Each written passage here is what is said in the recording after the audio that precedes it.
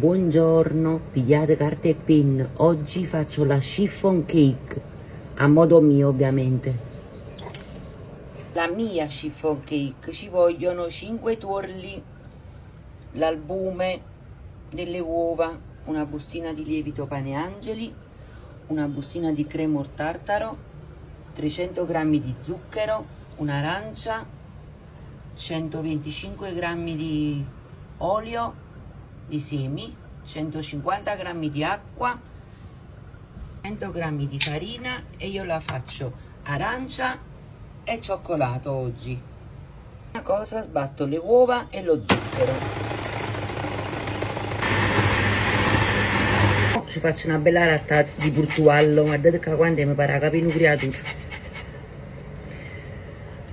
Adesso aggiungo l'olio e la farina che avevo setacciato già in precedenza.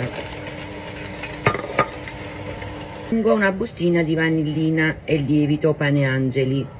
Adesso le goccine di cioccolato di cacao amaro. È un momento di montare a neve i tuorli dell'uovo.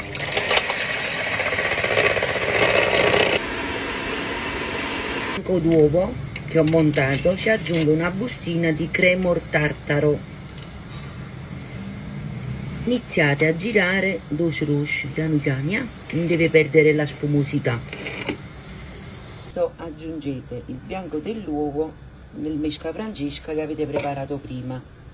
Iniziate a mescolare con le goccine di cioccolato piano piano. In realtà ci vorrebbe il ruoto per la chiffon cake, ma io tengo il ruoto per il casatiello e per me è la stessa cosa, va buono stesso. Adesso in forno ventilato a 175 gradi per 50 minuti. Eccola qua, è pronta la mia chiffon cake.